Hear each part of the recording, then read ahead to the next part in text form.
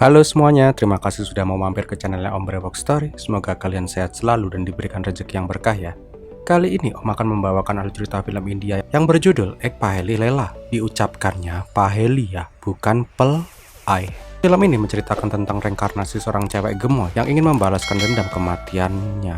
Nggak penting lah film ini menceritakan tentang apa. Kalau Om sih pentingnya, pemeran film ini sih Mbak Sunny Leon, Mbak Semlohai, mantan bintang film Bok. Udah nggak usah pakai lama, siapkan wedang jahemu di sana dan gado-gado cabenya 5. Bemper Om Brewok Story.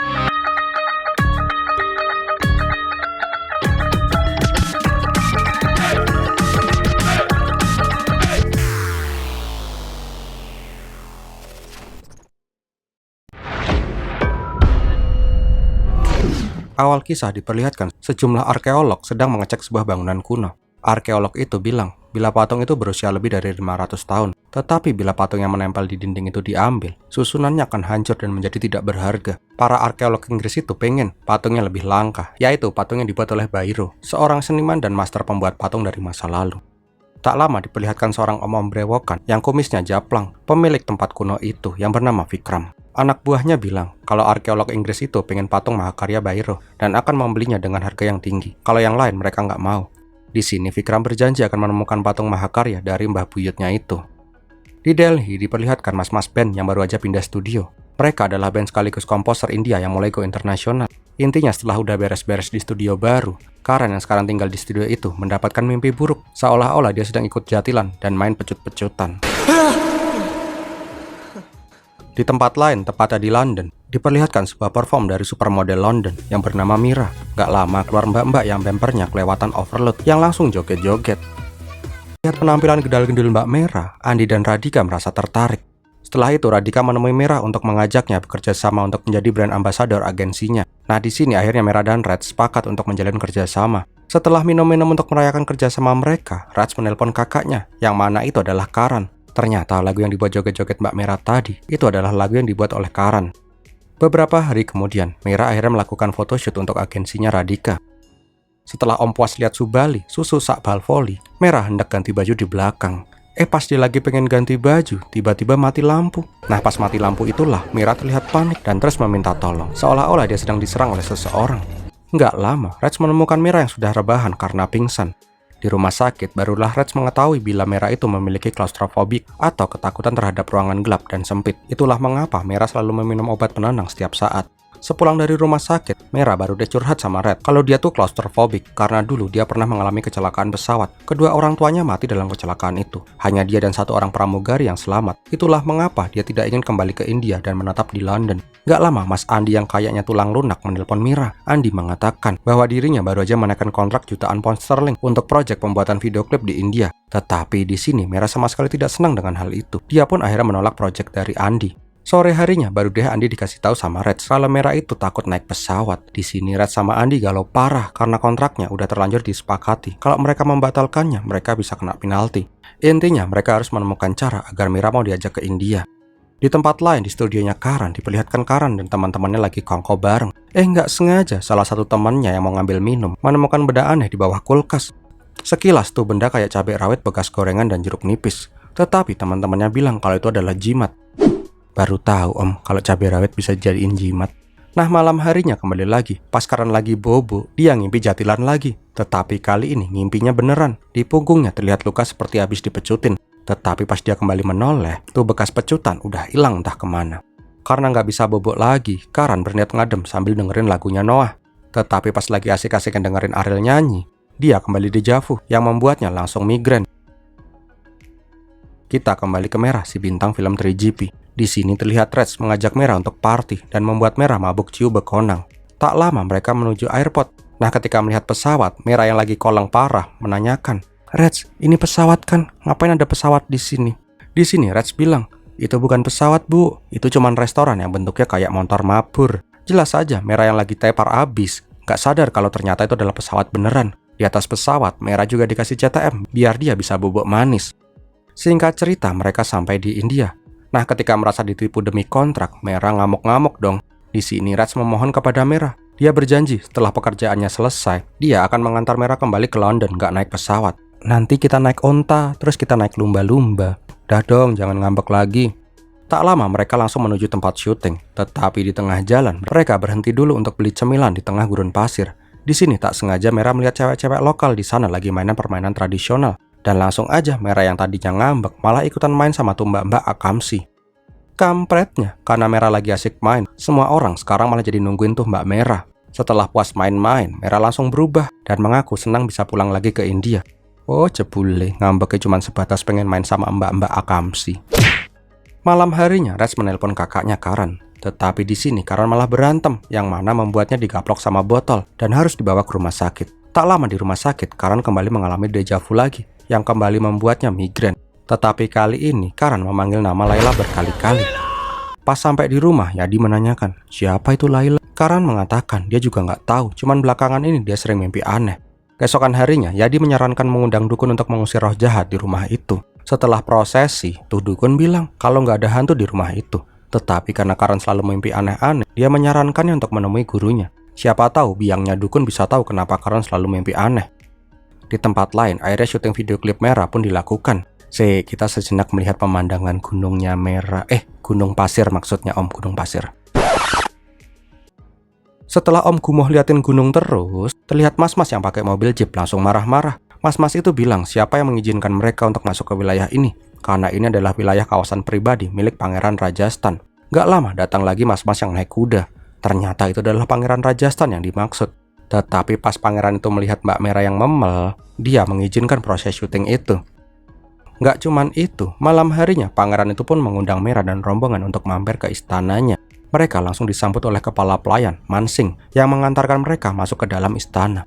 Setelah itu, baru deh keluar mas-mas maco yang 11-12 sama kayak Om Brewok. Melihat mas-mas maco itu, Andi langsung gatel tangannya.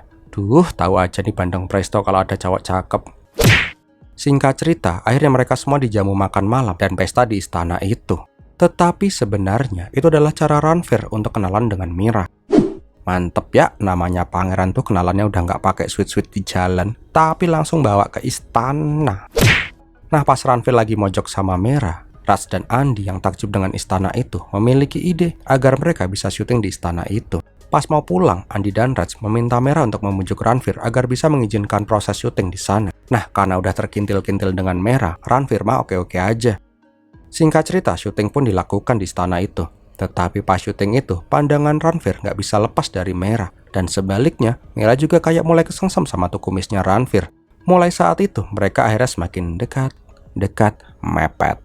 Sedangkan di Delhi, Karan dan Yadi menemui Mahaguru untuk konsultasi. Di sini guru bilang kalau Karan dihantui oleh takdir kehidupan masa lalunya. Gak lama, biangnya dukun itu langsung membuka mata batinnya Karan. Dan Karan pun melihat kehidupannya dulu sebelum reinkarnasi. Kenapa langsung diperlihatkan Mbak Lela yang joget-joget gede kayak gitu? Duh, tahu aja tuh biangnya dukun. Kalau Om suka lihat yang melenuk-melenuk kayak gini.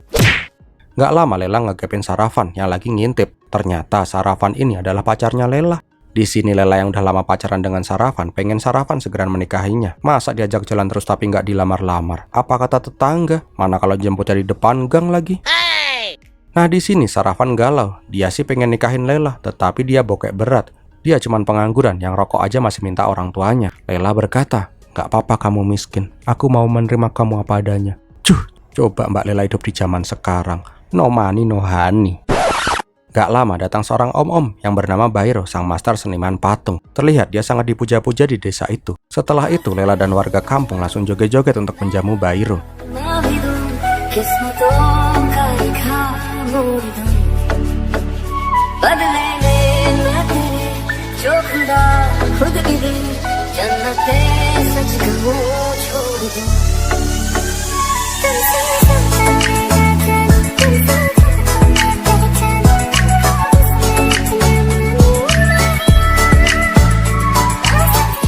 Nah bener kan, ketika melihat Subalinya Merah yang goyang-goyang pas joget, Bairo langsung terkesima.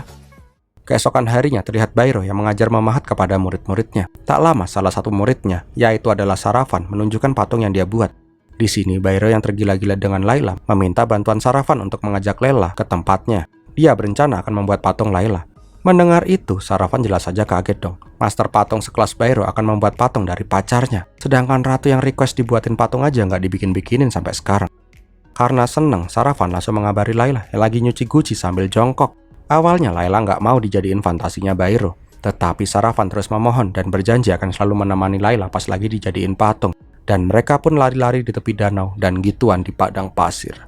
Keesokan harinya, Layla langsung dibawa ke tempat Bairo. Nggak pakai lama, Bairo membawa mereka berdua ke sebuah aula gede. Di sini, Bairo langsung menyuruh Layla duduk di singgasana. Bairo juga berkata, pada saat aku membuat patung Layla, aku tidak ingin diganggu. Aku hanya ingin berduaan dengannya, biar nggak buyar konsentrasiku. Selagi aku nggak ada, kamu aku angkat menjadi wakil ketua, yang bertanggung jawab atas semua murid-muridku.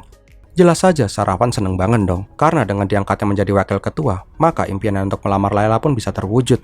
Duh, gimana ya bilangnya om? Lugu sama Bloon tuh beda tipis nggak sih? Nggak tahu aja pacarnya tuh mau diembat sama tuh om brewokan.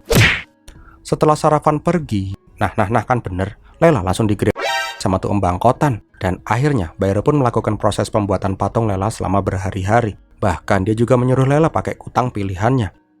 Doi juga grip Mbak Layla dengan alasan untuk menemukan lekukan tubuh yang bagus untuk inspirasi patungnya. Bisa ulekan ketoprak. Dah, mending kita kembali ke masa kini daripada pikiran om semakin traveling. Di sini guru mengatakan bila takdir kematian Karan akan segera datang bila dia tidak segera menemukan reinkarnasi dari Layla. Kita kembali ke Rajasthan. Di sana diperlihatkan sebuah pesta yang dilakukan oleh Ranveer. Tetapi di tengah acara, kakaknya Ranveer yang bernama Vikram Singh datang. Ketika Vikram melihat Mira, dia langsung geragas dan menggoda Mira. Nggak pakai babi bu, Vikram langsung mengajak Mbak Mira check-in. Atau bahasa kerennya anak-anak zaman now, staycation. Untungnya, Ranveer langsung menghentikan kakak bejatnya itu. Nah di sini baru diketahui, ternyata kakak adik ini nggak pernah akur. Gak lama di dalam, Ranveer meminta maaf atas perbuatan kakaknya. Setelah bla bla bla bla nggak penting, Ranveer akhirnya menembak Mira. Dia pengen mengajak Mira untuk kimpoy alias nikah. Di sini Mira jelas aja langsung mau dong. Pangeran yang ngajak nikah, gila aja lu nggak mau. Singkat cerita, akhirnya pernikahan Mira dan Ranveer pun dilaksanakan dengan sangat meriah.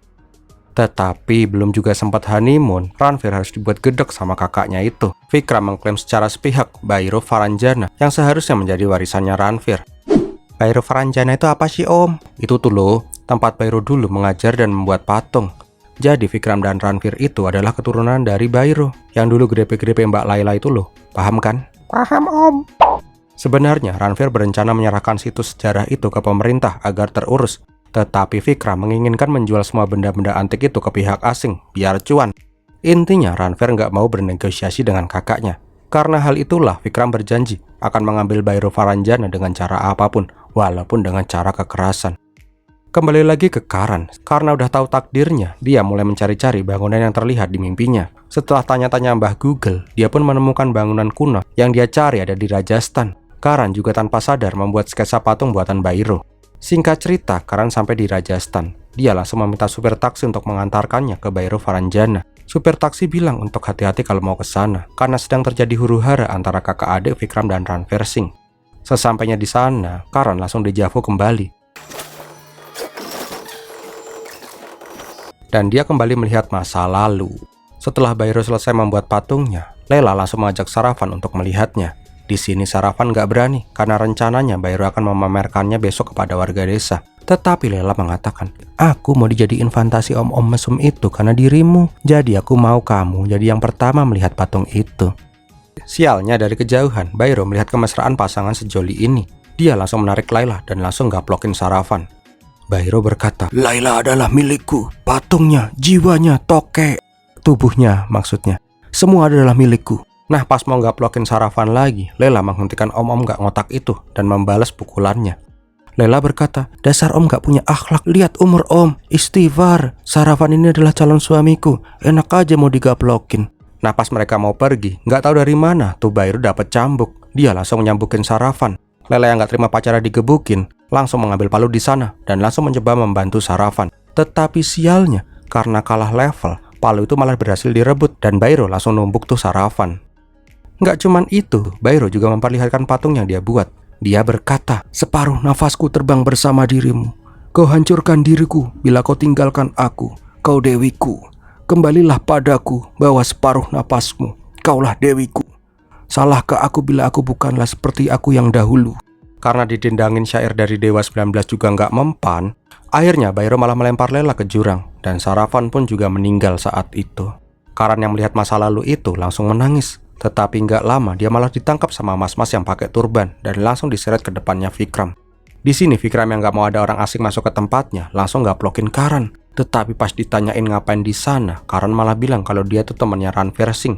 Mendengar itu, Vikram punya ide. Dia langsung membawa Karan ke istana Ranveer dan mengancam akan membuat entat Karan kalau Ranveer gak nyerahin akte tanah Bhairav Viranjana. Ranveer jelas saja bingung. Lah ini siapa? Nggak kenal tuh. Karena Karan ketahuan ngibulnya, Vikram langsung gebukin Karan. Tetapi pas ngeliat Karan digebukin, Mira langsung memintanya untuk berhenti. Di sini Karan menyadari kalau cewek di depannya itu mirip banget dengan Layla. Mereka pun tatap-tatapan kayak film India. Ini kan emang film India ya? Karan bertanya, "Kau mengenaliku?" Mira berkata, "Iya kenal lah, kamu kan Karan, kakaknya Radhika kan?" Ngok, kirain ingat masa lalu.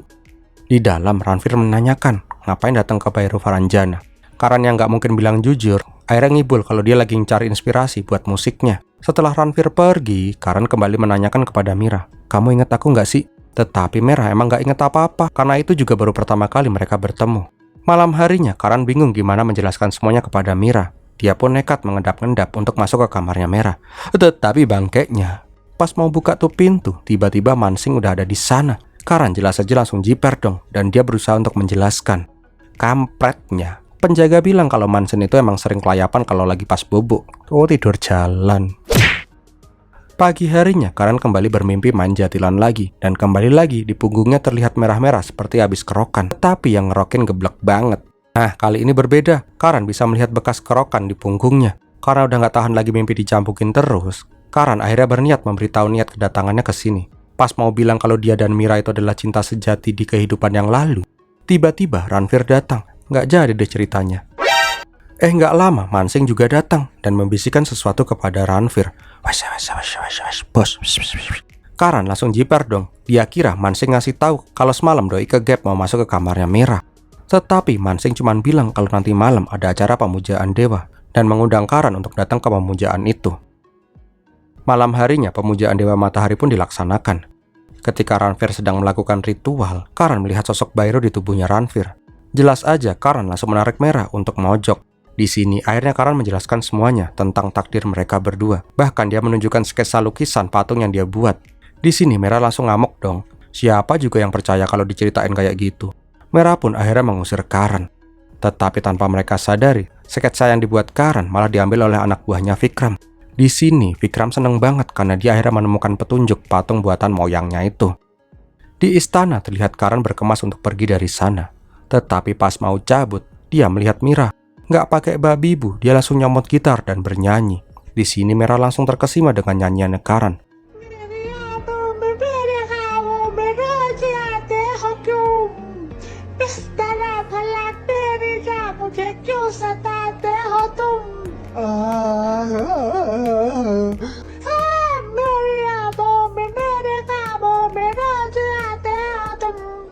Tetapi dia tiba-tiba langsung pingsan. Entah karena suara Karan yang kayak kaleng rombeng, atau karena dia memang lupa minum obat. Tak lama dokter mengatakan kalau Mira itu kena serangan panik karena udah lama nggak minum obat penenangnya. Ranveer berencana akan membawa Mira ke London untuk berobat. Tetapi Karan memanggil Ranveer Singh. Dia langsung bilang kalau dia ingin bicara dengan Mira. Ranveer jelas saja langsung marah dong. Udah tadi suaranya jelek banget, sekarang pengen gangguin istrinya.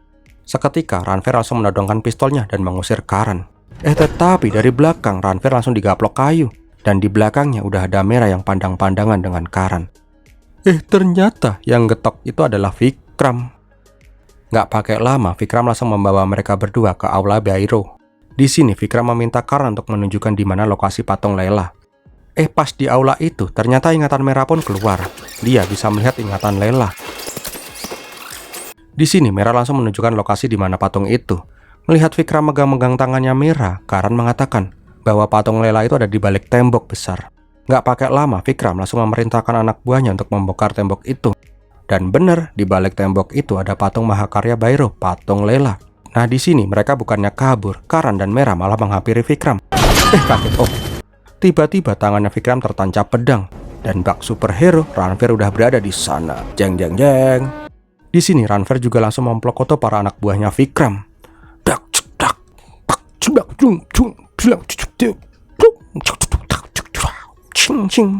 Pas sampai di singgasana, Vikram hendak membunuh adiknya, tetapi Ranveer berhasil membalikan arah pedang dan malah membunuh kakaknya itu. Melihat Ranveer membawa pedang, Karan hendak melindungi Meera. Dia pun langsung nabokin Ranveer sambil berkata, "Cinta sejatiku kepada Meera tidak akan pernah sirna. Sejarah tidak akan terulang lagi." Melihat suaminya digaplokin, Meera langsung menghentikan Karan dan membalas gaplokin Karan. Layla berkata, "Jangan ganggu suamiku, main gaplok-gaplok aja." Om kayaknya nggak asing sama adegan ini nih. Di sini, Ranveer akhirnya berbicara. Saravan dan Layla telah mati, dan satu-satunya orang yang tahu di mana patung itu disembunyikan hanya kau kan yang tahu, Karan. Atau bisa aku bilang, Bairu. Oh alah kampret, ternyata Karan itu adalah reinkarnasinya dari Bairu, bukannya Saravan. Dan bangkeknya lagi, ternyata Ranveer itu adalah reinkarnasinya Saravan. Lihat aja tatonya sama. Ranveer menyadari itu pada saat pertama kali bertemu dengan Meera di padang pasir. Ranveer mengatakan bila Karan ingin takdir di kehidupan yang lalu tidak terulang lagi, dia ingin mengambil Meera dari sisinya. "Om, tapi kok pas Karan mimpi dicambukin ada bekas habis kerokannya, Om?" "Sekto, ini lagi mau dijelasin, nanya mulu." Jadi kenapa kok badannya Karan pas habis mimpi ada bekas kerokannya? Itu karena hukuman dewa. Di masa lalu Bairu melakukan kejahatan, maka reinkarnasinya yang akan menerima balasannya. Di sini Karan terlihat linglung dan tidak bisa menerima kenyataan ini. Karena rasa bersalahnya itulah Karan berniat bunuh diri. Untungnya Ranveer berhasil menangkap Karan. Di sini Ranveer dan Meera bilang, "Sob, yang udah ya udahlah. Lagian kamu di masa sekarang nggak berbuat salah kok. Kalau dulu kamu nggak membunuh kami berdua, film ini juga nggak bakalan seru kan?" Dan filmnya pun berakhir. Masih ada nyempil sedikit. Setelah itu, Karan akhirnya fokus di dunia musik dan membuat musik dan konser. Udah gitu aja. Wow, gimana film ini, Sob? Gede ya? Jujur, Om gak begitu fokus sama jalan ceritanya. Lebih fokus ke tempat lain sih. So, bagi kalian yang suka dengan video ini, silahkan untuk like, comment, dan share. Jangan lupa yang belum subscribe untuk subscribe dan klik lonceng notifikasi agar kalian gak ketinggalan video-video terbaru dari channel Om Brewok Story. Terima kasih sudah menonton. Om Brewok pamit. Pirmi latihin.